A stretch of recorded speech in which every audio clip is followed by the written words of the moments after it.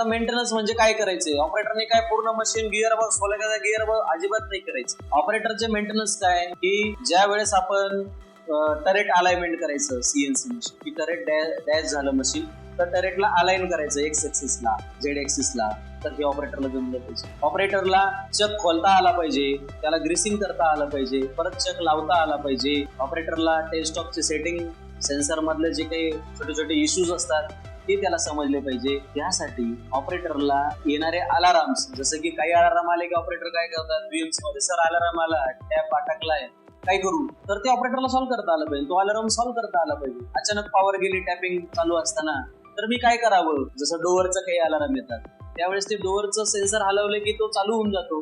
हे छोटे छोटे मेंटेनन्स जे असतात ते सुद्धा त्या ऑपरेटरला यायला पाहिजे.